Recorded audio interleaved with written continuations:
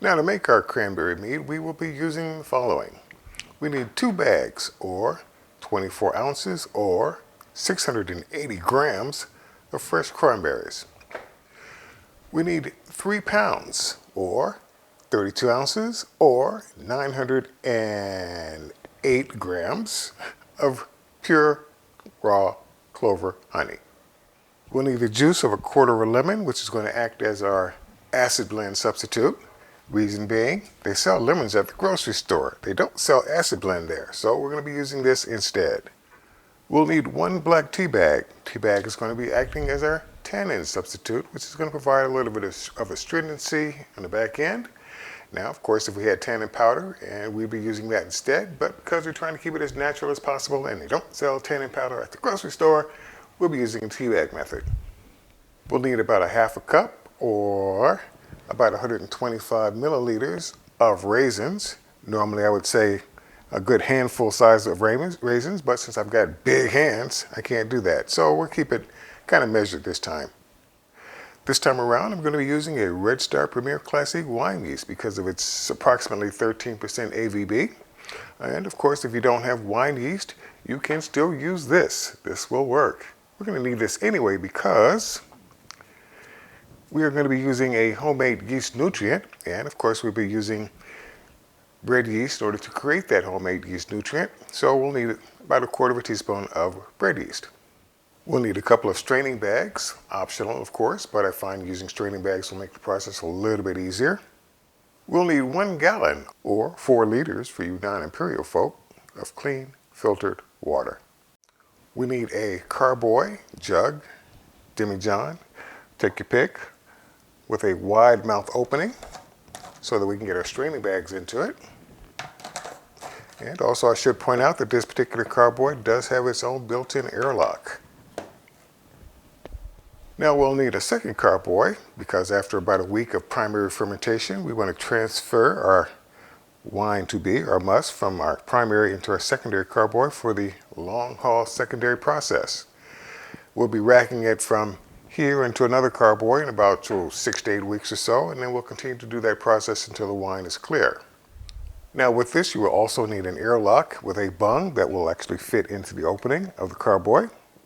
We'll need a fairly large pot, big enough to hold at least 1 gallon or 4 liters, our water, plus our cranberries, plus our honey. So a good 8-cup pot should do it. It will be helpful, although not a necessity, to have a hydrometer with testing tube to help us determine what our starting gravity, or how much sugar we're starting out with in our mead, and our ending gravity, which is how much sugar is left after fermentation has been completed. There's a formula that we can use to then help us to determine what our alcoholic content, or our alcohol by volume, ABV, is going to be. And as I always say, last but certainly not least, is our food grade sanitizer.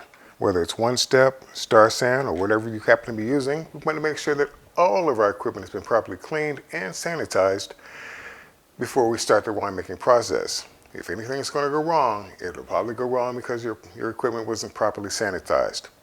And that, of course, is what we're going to be using to make this mead. Now with, in my opinion, any fresh fruit, one of the first things that we really want to do is that we want to give our berries just a good rinse. Just in case there's anything clinging onto it that need not be there. But while you're in the process of doing the rinsing, if you run across any suspect berries that are either, well, let's just say either too soft or showing signs of, well, let's just say being past their prime, you might want to go ahead and pull those out. And let's start with berries that are, let's just say, viable. Now there are a couple of ways we can chop these berries up. We can either do it this way, or we can do it this way. I mean, take your pick. Either way is going to work. This will just work a little bit better, a little bit faster. Be very careful using very sharp knives. And they will tend to roll around a bit. So I'm going to work on these and get these into a straining bag and then move on to the next step. Now with our cranberries being chopped up, I'm not going to mention which way I decided to go with chopping them up. However, it's now time again to get them into the straining bags. Now, if you don't have straining bags, I mean, you really don't need it. It's just that it makes cleaning up a little bit more easy.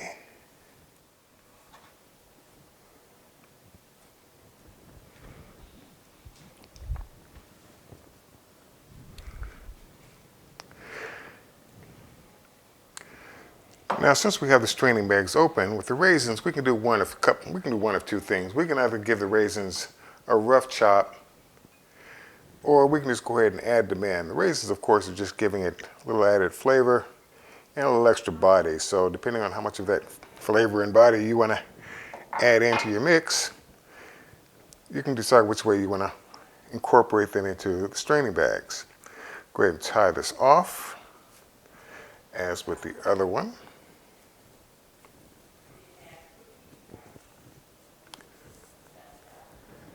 And on to the next step.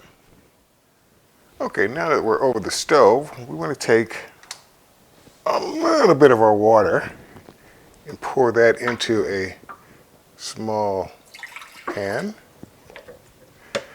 And take the remaining amount of water, pour that into the large pot.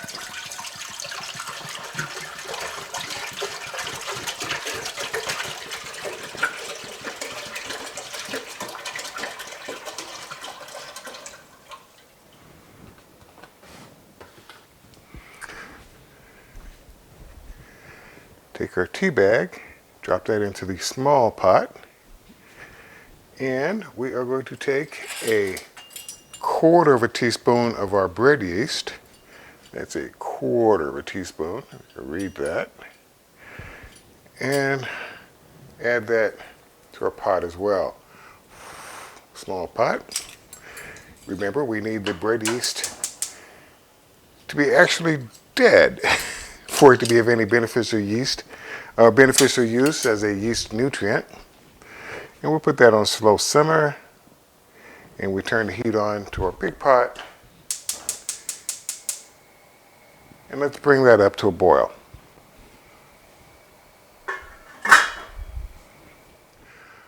Okay, now that our water has come to a good rolling boil, we can go ahead and do a couple of things.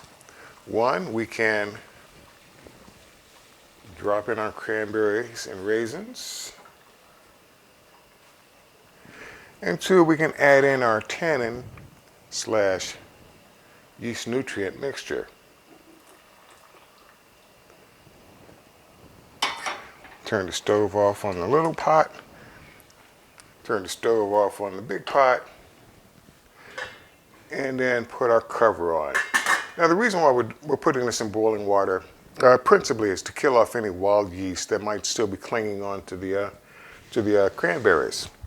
If you can kill off a few stray bacteria, that's fine as well, but mostly it's just to kill off the yeast. If we were using a sulfites solution like Camelin tablets, then we wouldn't need to do the boiling aspect at all. We would just simply move on to the next step. So we're going to let this come down to room temperature. Well, we're going to let it come down to where it's fairly warm, and then we're going to go ahead and add in our honey. Okay, I've taken the opportunity to warm up some of our honey, and while our mixture is still fairly warm, we're going to go ahead and incorporate our honey.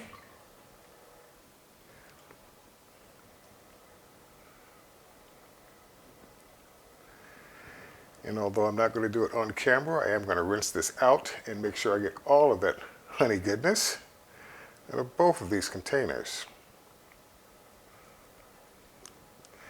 But in the interest of time, I'm going to take my freshly sanitized spoon and go ahead and incorporate that into the mix. And while I'm at it, you can mash down on some of the bags. Make sure all of that gets in there.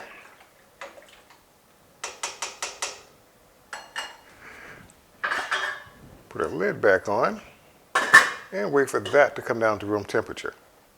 And it looks like that initial hydrometer reading is coming in at 1.080. All right, let's go ahead and transfer everything from the pot to our fermenter.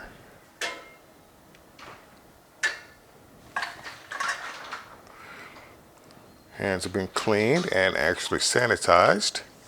So we're going to go ahead and start with our straining bags, letting as much of it drain off as possible.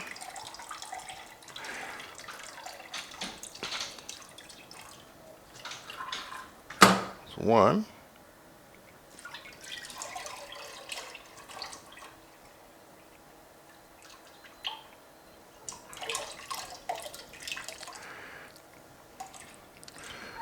And that's two.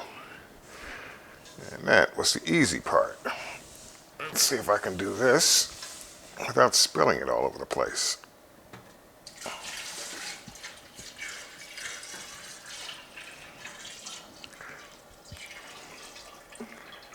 Well, I've had better efforts, but that will do. For the moment, let's go ahead and put our cap back on.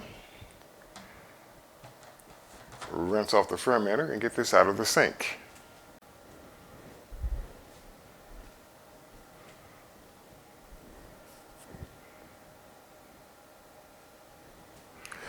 We now want to go ahead and get our lemon wedge ready. It's got seeds, and that ought to do it. And let's go ahead and strain this into our fermenter.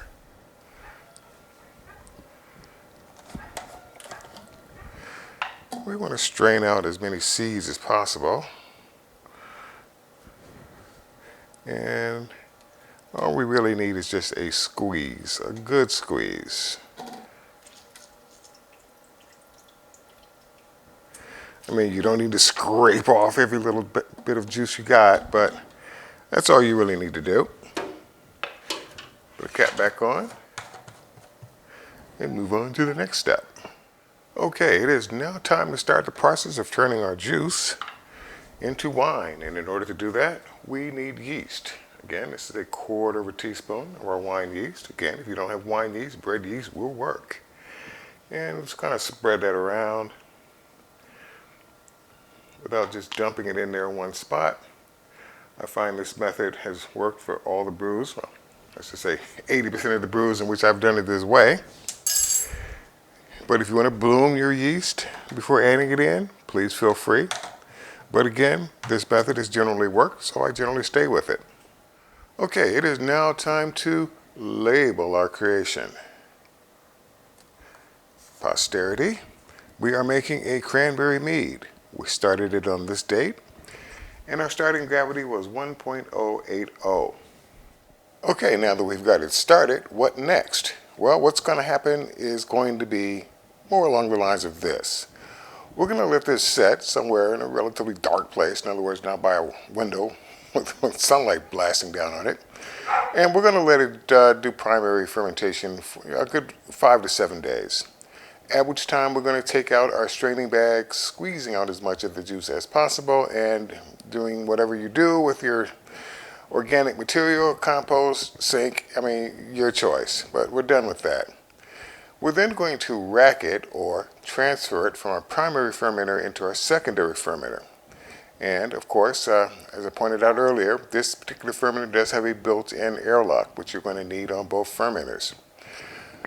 We're going to let it sit in that secondary container for about 6 to 8 weeks, and then we'll probably get around to racking it again into another container and continue that process until the wine becomes clear.